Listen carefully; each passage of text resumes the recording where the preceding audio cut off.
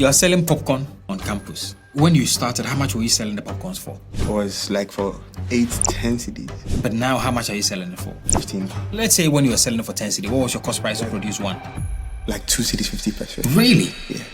How many could you sell in, say, a day? Like 1,000 pieces. You're kidding. How did you start that? I started it as a student when I was in KNUST. My business partner and I, Joshua. What did you study at university? I did human settlement planning. Okay, so if you wanted to apply for a job, you would wait for the government to post you? Yeah. How many people were you in your class? 130 something. How many of them have gotten jobs since you finished? Are you earning more today than you would have earned an entry role in the job that you were doing? Way more. So currently you're just in Kumasi. At which point are you thinking of coming to Accra? We were open for investment, so. If I was the investor today, I like big money. I'm giving you 150,000 cedis. Can a branch of your business opposite UPSA or somewhere on campus Legon make 15 to 25,000 in total revenue a day? Easy. 15,000 a day? Easily. In popcorn? Easily. You mean business? We don't sell products, but we sell... Man, today I have another young person in the studio of the name Kwabena Owusu Bright. And we're going to have a conversation about his business, his story, why he decided to start as a student at KNUST. Yes, sir. And then he started a business. This is not to tell you that going to school is a bad idea, but it's just to tell you that when the jobs are not there and you have it in you to create a job, you can also do that. And we want to tell you how, because this conversation does not happen on campuses. Like, why do you think we should have this conversation? Well, I think that the Ghanaian youth needs a change of mind. They have to think differently towards work, towards creating. Yeah, so I'd love to be the person to inspire the Ghanaian youth to get that tweak, that change. That's interesting. And so far, what has been your view of the podcast since you started watching it? Fantastic.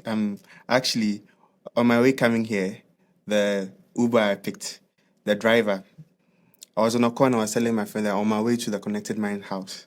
And then after I spoke, and then I hung up, and he was like, "Oh, are you going to do an interview?" I'm like, "Yeah, I'm going to do an interview." And he's like, it's an incredible platform. Wow. Incredible platform. He told me that it has inspired him to actually start a business, to do his poultry farm. I'm like, Derrick, you are changing lives. You are actually changing lives. Kobe, thank you. It's incredible. Thank you. I appreciate it. Sometimes we need this. Every now and then, I chance on an email, because I usually don't check the email. But every now and then, when I open the email, I see one beautiful message crafted. There's one I saw of a 70-year-old who dropped this to us. And I said, wow. Sometimes we don't internalize how much the little we do inspire people. So your company, Favorie, how did you start that? I started it as a student when I was in KNUST. My business partner and I, Joshua, we had to go to events to sell popcorn. So I actually started... Let me take you way back. Take me back. Let me take you way back. Joshua was my schoolmate. We weren't friends way back in SHS. And I knew him, he knew me, but we never actually had an encounter. We never talked or anything. But then in university, we met again. And then I realized that how he thinks would benefit me as a friend. So we befriended each other, and then there was a random day. I'm like, Joshua, you have a popcorn machine. I have one too. Let's go and sell popcorn. I mean, there's nothing to lose, only something to gain, right? And then immediately he was like, he's down for it.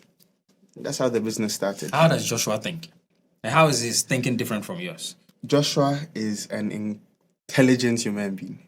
Very intelligent. Naturally. He's not one of those people who have to constantly be studying, even though he still does. He studies a lot, but naturally he's gifted with how he thinks. And I mean, I had to get some of that. And then being friends with him has changed my life. So this thing we say about, the circle, Yeah. Have the right circle around. You definitely think that I you think- have somebody in a great circle with? People can take you places money can never take you. Yeah. So if you are aligned with the right people, you'll go places. Like, what was one thing that your friendship with? Because I really want us to talk about partnership as well, because this part of the world, we don't speak, or we don't, especially as Ghanaians, we don't like to partner a lot. And you've done it. Yeah. So what's that one thing, you've learned together as partners? I think there are always problems. Everybody has their different perspective of things. Yeah. But then calming down, sitting back, and actually taking each person's perspective and getting the right solution is the best. Sometimes people have pride. They always think that their way is always the right way. Meanwhile, maybe if it's properly thought of, you get a better alternative to solve a problem. And I think that's where the whole problem is. Some people envy. Maybe your partner is doing better than you in things he does. As I said, he's more intelligent than I am. Maybe he's better spoken or something. And then people rather envy their partner than appreciate what they have in front of them, right? So I think there's a mentality that has to shift. That if someone is better to allow the person to go. And if you have to follow, right? If you have to follow. That's an incredible way of looking at it. So it's okay to allow your partner to lead and follow, because at the end of the day, you're going to benefit from it anyway. Exactly. I mean, both of us are trying to create something, so not necessarily have to following him every step of the way, because sometimes maybe his perspective isn't the right way. Yeah. So I mean, always having a leader is important, right? I struggled with this when I was doing music. I struggled to allow somebody else to lead the group because I thought, I'm the one that started it and I have to be the leader. Exactly. And it was an ego problem all the time. It actually affected the success of the music group because of that. So I think you're right. Sometimes we need to recognize that, okay, out of the three of us, this is the person who's the most qualified to lead us. And I think you've done it well. So between the two of you, who has come out as, I'm going to lead the team or be the CEO or the MD or whatever? I'm the CEO. So basically, most operations go through me. I handle the staff. I do most of the work when it comes to Favry. But then when it comes to critical thinking, solving problems, so many other aspects of the business, that's called the background work of the business. Joshua is an incredible person who deals with that and helps us with that. Okay, so let's go back for this again. So you had a popcorn machine. Yeah. You both had one. We both had a popcorn. Right, and then what was happening? So my mom gave me that one, and then he also had one. So then we go for events. Once we hear that, there's a program at Brunei Sports Complex, we are there. There's a movie night here, we are there. Then we're just selling. And then we were like, hey, bro, Juma said, there's so much money in just selling corn. Why don't we expand? Let's try and tackle this. Let's do this. Let's make it our full-time job. So I think at that time, had you finished school? At that time, he was a year ahead of me. I stayed home after SHS, so he was a year ahead of me. So once I completed and he was already working, is when we started Favorie. We had a stand. There was a stand at Eduase, and then we had our popcorn machines there. We added pastries, and we were able to purchase an ice cream machine. We started as an ice cream brand, but we were already known for popcorn. But then when we started the brand Favorie, it was an ice cream brand. So the idea came from understanding that you have access to popcorn machines and you can use that to start selling popcorn. Yeah. But where did you get the funds to start it? That's one thing that you don't really need much. I had the popcorn machine for my mom and he already had one. Right? Okay. I don't know where he got that one from, but he already had it. And then getting corn, it's not up to 15 cedis. Okay. You can get like a cup of corn, sugar, and then your special ingredients, anything you want to add. Not up to 100 cedis. So starting something isn't that expensive. And when you started, how much were you selling the popcorns for? It was like for 10 cedis. 8, 10, 8, 10, 8, When 10. you started Yeah, when in we started. 2003? No, 2023. 2023. Right. You were selling it for 8 cedis to 10 cedis. 8, 10, 8, but now, how much are you selling it for? 15. And what would you say your cost price on at the time? Let's say when you were selling it for 10 cedis, what was your cost price to produce one? Like 2 cedis, 50 pesos. Really? Yeah. That's a huge markup. Yeah. Like 2 cedis, 50 pesos. It's not much. And how many could you sell in, say, a day of an event? Like 1,000 pieces. You're kidding. People like popcorn. It's crazy. The reason why we actually increased the price because there was too much traffic on just our popcorn. Right. People love popcorn. And it's very profitable. Okay. Yeah. So now your business has, it's turned into something else. Now you have other products. I think you do some boba as well. And you've moved it into several branches. I think you have 3 branches now. Yeah, 3. Okay, talk to me about them. How did the thought come in to expand, to make it into a real business? When you sit back and you study, if you want a successful business, you have to expand. So I think learning got us to where we are today. Reinvesting, putting your profits back into the business. Yeah. So as a CEO, there are a few things that you have to know. You have to know your revenue, your expenses. You have to know your leads, that are the people who you are going to sell to. You have to know the people you're able to acquire. And then you have to know your acquisition cost, how much it costs you to get that person. Then you also have to know your profits. Once you're able to go through these things and you know your numbers, you know how much you can reinvest, put it back into the business and expand. Expanding is what brings more capital, more cash flow to the business. So at what point did you decide that, okay, now I'm no longer a student here. I've been selling at university. This time I want to push the business, create more branches. How did you guys make that decision? Based on what metrics? It was the game plan at the beginning, the very first day of starting the business, that this thing has to be, at least if not globally, Ghanaian recognized. I see. The whole idea when we started Favry was to expand, get it to most people, let everybody experience what we have.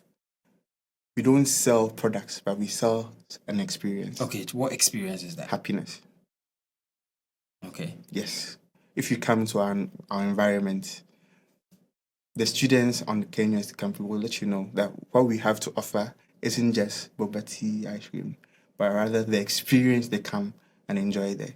We do games nights. We organize so many events to tackle depression and people who aren't really feeling that well on the KNUST. I mean, I experienced some very bad days on the KNUST campus. It was terrible. Bro, what were you going through? Well, me personally, finance. And I was very depressed because my parents weren't able to provide as they used to. My parents are incredible and they've given me a beautiful life. They did everything in their power to get me where I am, right? But then it got to a time things got a bit difficult. So I was a bit depressed. I know some people who were heartbroken. Yeah. There's a lot of things that go on in university campuses that people just don't recognize. But I did. I went through it and I wanted to be that person to solve it. Most of the time, the things that the boys go through on campuses, is it mainly finance related? Some. Everybody actually has their problems, but some finance, some academic, some relationship. I mean, thousands of problems. I see. Thousands. So when you come to Favry, it's like drinking a beer and forgetting all your problems. Yeah, you just come experience when you're inside our environment. Kobe, is there enough support on campus for young boys who are going through this? No, I don't recognize any support. Although there are set up places that people can go and see counselors, but the boys aren't comfortable going there. Why? They don't like telling their problems. I mean, being that manly man, it's a thing. They don't really like talking about their problems. Do you think that's the way to go? No, it's unhealthy. I mean, if there's a problem, there's always a solution. But if you don't tell somebody about your problem, how do you find the solution? So if you probably happen to come to Favorie And then through you having fun and stuff, you start talking, and then we're able to like get you back. Yeah. We understand you. We've been through it. Like all our workers was once students. So we've been through it. We know what they're going through. So yeah. Even some of our workers are currently students. So when you were going through your issues, how did you deal with it? I started working. So I had to get a job while I was on campus. I worked for almost 2 years at Pizza Man Chicken Man while I was a student. I started getting my own money, and then my old man used to call, and like I wasn't calling him for money anymore. So it's like, are you sure you don't need any money? I'm like, I'm good. And then it feels so good that like you're not putting too much stress on your old people anymore. Yeah. It feels so good. It feels good. It feels so good. To not always have to call home and ask for money. If there's you have an income source, don't bother your parents, but rather let them enjoy. Right. So I find every way to make my parents happy. Are you happy? For how far God has brought me, I'm happy. Let me stop you here for a minute. So if it's your first time watching Konnected Minds, or you have been here before but still have not subscribed, do us a favor, because majority of the people that watch our videos have not subscribed. This doesn't help us grow beyond what we expect. So help us by hitting the subscribe button. Thank you. Now let's get back to the conversation. I was once a student too, and I remember one of my senior mentor, NSSR. There was a time I left campus and, got a train to London to meet him. And when I did, we were just having a chat, just a random chat, Derrick, how you doing? And the conversation went on for about an hour. And we left his living room, came out to stand at the bus stop where I was waiting for my bus. And we were still talking. Then he realized that, there's something wrong. So he asked me, is everything okay? And I said, one of my domain names has just been shut down by Google Ads. So I don't have, money. And he just reached to his pocket. And I never forget. I think he took £50 out of his pocket and then gave it to me. You have no idea what that did for me. Changed a lot. Yeah. Yeah. Now, the time has come when you've decided I want to expand the business. Yeah. You didn't study business at school. So I always find it really interesting when someone does not have that sort of a background and they're able to go from one business to the next to the next. I really want to understand. Like, I want you to stay on there and tell me what you saw that made you say, let's open the next one. From experience from my childhood, yes. My father traveled to South Africa and he went as a teacher. When he went, the teaching wasn't really beneficial. He had to diverse. He learned how to save. So he had a garage. Then when there are kids passing by, he used the kids to practice and then gives them free haircuts and stuff. And then from there, he was able to move to a different town and get a shop and started operating. He was able to open several other shops with my mother. And then just from his life story, knowing that is a possibility from coming from nothing to where he was living a good life, was enough to inspire me to say, nah, 1 isn't enough, 2 isn't enough. Even the 3 that we are right now isn't enough. We need to go global, but it starts for somewhere. And we'll definitely get there. Yeah, no investors. No investors. No Zero. investors. Zero. You've done this from reinvesting our profits. No investors. Yeah. When I first moved to Ghana, I had a pharmacy in East Legon. Did poorly. And then I think 2 years, a year and a half, 2 years after, I moved it to Ashalibotwe area. Okay. Exactly 1 year in Ashalibotwe, I opened the second branch. Now we're opening the third branch. But, between the second and the third, it's taking a long time. And I'll tell you why it took a long time. Not because we didn't have the money to do it, but because we had issues like landlords suddenly increasing rent, or, sometimes it can affect the relations. So I said, you know what? Let's hold on. The next one was really coming to understand what's the max that the company can make from one branch. Once I have that data, then I'm thinking, okay, cool. Does it make sense to open another branch in the same vicinity? Or I want to understand the data. Like, what have you guys used? Was it turnover? Was it... What was it?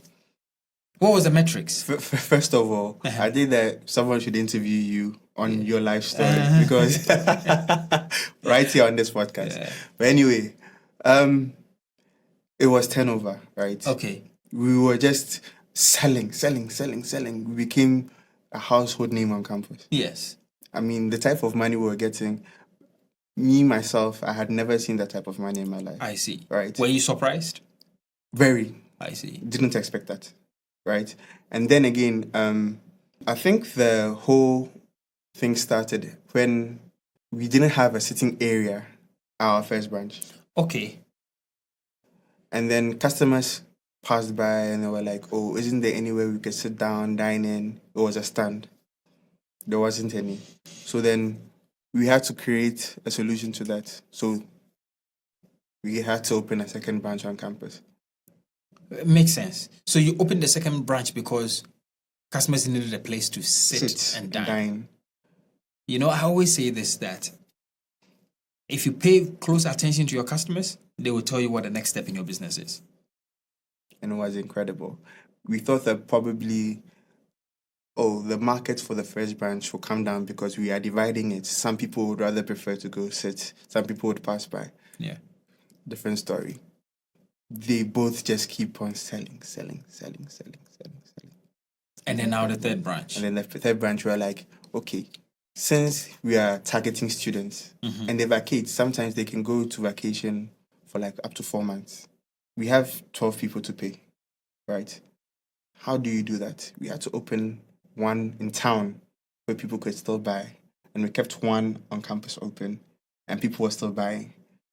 So the whole idea of the third branch was to let people know us outside campus and also a survival tactic to pay our workers and also to survive ourselves. How many employees do you have? At the moment, 12. You have 12 employees across the 3 branches. That's amazing. Kobe, what did you study at university? I did human settlement planning. Okay, so if you wanted to apply for a job, what job would you have done? I would work at the Lands Commission. Okay. More governmental jobs. You would wait for the government to give you a job, to post you? That's how most of people who do my work, they wait for posting. Okay. How many people were you in your class, roughly? 130. Okay. How many of them have gotten jobs since you finished? Sadly, not that much. So you employ 12 people. That means that if roughly out of the 100 let's say 100 people in your class, if 4 people, let's say 5 people started businesses, you guys could have employed the others. Easily. This is my point. And I think Saka said it here. He says that, you go to school so you can create a job, not just sitting around waiting for a job. And I'm going to ask you another tough question. Mm-hmm. Are you earning more today than you would have earned an entry role in the job that you were doing? Way more, Mr. Derrick. Way more money that I never really expected. Although we haven't started profit sharing, yes, but at least seeing the money in the account salary, is good enough. And your salary as well. It's okay. It's okay. Sometimes we say these things and people think that we're against traditional school. No, I'm just saying, my point is really simple, that it's all well and good to get yourself educated in the tertiary university level and then wait for the government to give you a job. But the problem we have in our country is that there aren't enough jobs. So some people would have to come out, those that feel the urge to start businesses. They need to listen to conversations like this, create businesses, and employ the other people who will be left in the classrooms. Perfectly said. And then it's also a mentality thing with our youth. Okay. That I would love, as we started the interview, that I said, to change. You are not young. You see, if someone is 16, 17, 18 and they are making their millions, they are young people making their money. And it's incredible. You enter your 20s, you are not young anymore to make money. it's probably an African perspective. But then if you go outside Africa, the young people, 20 to like 30, are the people who are making the millions. So you're not young to start making money. You are of age. Like if you are making money, you see, sometimes they see young people driving cars and then they tag them as fraud boys. Exactly. Or they've done some blood money. Well, that's what's pulling the youth back. Okay. They don't want people to see them like that. But then you have to take that risk, make your own money, and forget what other people think about you. So what you're saying is that because people will think they probably made the money through fraud or juju or whatever it is, they would rather wait until they are much older than they make decisions about their finances. Exactly. That is a dead mindset. Exactly. I mean, I actually heard rumors about myself. A friend of mine came to tell me that, boy, no, started Favorie, you know. Or be a branch me and sell, boy, no, ABB. Or ABB come home. He's doing something. And then I got so angry. And then I just realized that, people's perspective about who I am doesn't matter. I know who I am. I know what I've been doing. I know the work I put in when I was a student, picking up ice cream machines, selling popcorn, doing that, doing this. They weren't there to see it. But now they see progress and you're trying to pull me down, telling people that I've been going places. I don't care anymore. But this is quite normal within our Ghanaian communities. Yes, and that's why people have to stop listening and take that risk, do something for themselves. In fact, sometimes it's not even people like yourself or I. It's people like, I think recently I saw an interview of RNAQ where people were on Twitter just saying a whole lot of things. And I made one tweet. I just said, look, any energy you have to bash somebody who has results, put it in yourself and go and make money. Because the truth is, you may never know the truth. Exactly. And it doesn't matter anyway. Think about yourself. Do something yourself. Create your own dynasty. Something that people will appreciate. And if they don't appreciate, they'll talk to other people badly about how they have been doing to RNUK, myself. Yeah. I mean, you are selling popcorn on campus. The problem I have with your business idea is that what if the students are all off campus? How are you going to sell? As I said, our branch on campus, although we have targeted students, the residents around love us. Popcorn is universal. From children to adults, everybody loves it. So even the residents at the Ediasi town, they purchase from us, they buy from us, they patronize us. Doesn't it affect your sales when the students go on campus? It does. Like, you don't see a dip in your sales? It does. Yeah. But then there are some things that are out of your control. Okay. So that's why we decided to open another branch. Right. In town. Okay. Get more customers there. Okay. We have workers to pay. Stay open. Let them do those few sales. But when the students are back, how they purchase from us, how they buy from you. You think it makes up? Going on vacation, it's okay. Right. It makes up. You think it makes up for the losses you make when the students are not around? So, at somebody from the outside, bird's eye view, wouldn't it probably be easier to simply just have one branch on campus and then 2 branches outside and expand outside? With our products. Yeah. It depends on what the person is selling. With our product, it's targeted. We have targeted the youth. So we would rather be in environments where are very youthful. You get it? So it's fine. If they go on vacation and we lose something, we deal with it when they are back. You made a statement about how, your parents did really well for themselves. And even for you, the kids as well. But then it got to a point where financially you could feel that they were not doing as well as they used to. Do you think that has done something to your psyche? Proper planning. I think things weren't really planned properly when we migrated back to Ghana. And it has also put me in a different way of thinking. If something is to happen, there has to be always a backup. So I think with their story, the lesson I learned from it is to plan properly for the future. Because once they moved to Ghana, some investors took money from my dad, trying to, he lost a lot of money. Then he had to settle for something less. So it was a mistake on his end and something that I've learned. And I hope I do not repeat that. What are you doing differently? Planning. Okay. Yeah. Well, what does that mean? From him, when he migrated to Ghana, he didn't really have a plan to generate income. For Favorie, as I said, once they vacate, we also have a backup plan. That's our branch in town. So it was planned, right? If we were to expand, go to a different location, it will be properly planned. Today, how many shareholders do you have in your business? 3. 3? Yeah. But two partners? Or 3 partners? So Harrison. Okay. Harrison Mensah. Love that guy so much. Our creative director. He came in the business while we already started operating. And how he was putting work in, giving our brand that identity. Joshua and I sat down and we need this guy. We need to keep him. We need to let him stay in this business. How do we do that? Harrison, take shares. We love what you are doing. Really? Yeah. You don't have to be greedy.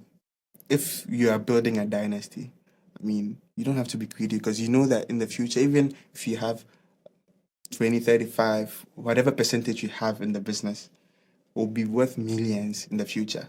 So in the beginning stages, if you are benefiting from someone and you cannot pay for the person, sell the person on a dream, give the person shares. Has that increased his productivity? Incredibly. He loves the company so much that business strategies, marketing, everything, he sits down and he plans and it works. We get results from it. That's a really good idea. But then if somebody else is coming in, say an investor is coming into the business, you still have shares, you can dilute your shares? Just 3 people. So, there's a lot of dilution that could happen. Okay. And then also depends on what the investor is bringing on board. We just don't want money, but we also need experience. Okay. Someone that can help us elevate. We are still learning, but someone has already surpassed where we are. What does elevation mean for your business? Expansion. To where? Accra, the whole Ghana. Okay. The whole world. So currently you're just in Kumasi. Currently we're just in Kumasi. At which point are you thinking of coming to Accra? Late this year. Okay. Early next year. And we're open for investment, so in popcorn, ice cream, selling happiness. If I was the investor today, and I ask you this question, what sort of revenue would I expect from a shop that I put money in a day? What would it be? Total revenue. So we are just about to do a new shop in Accra. Promise me a revenue. What can I potentially get in East Legon? Okay, let's say actually opposite UPSA instead of East Legon. Opposite UPSA. So I wouldn't like to expose too much numbers. No, but this is a new business. This is not your existing business. Okay. This is a new business. Okay. Opposite UPSA. Okay. Selling popcorn. Before that, survey is done. Okay. These are the people we are targeting. This is how much we are going to sell for. This is how much it cost us to produce this item. Yep. Just popcorn. Yes. We can easily do 3,000 a day. I like big money. Yeah. So I'm giving you 150,000 cedis, and you're telling me you're gonna give me you're gonna do a revenue of 3,000 cedis a day. I'm just looking at it. I'm thinking, okay, what else can you add? Because I'm looking at 15 to 25,000.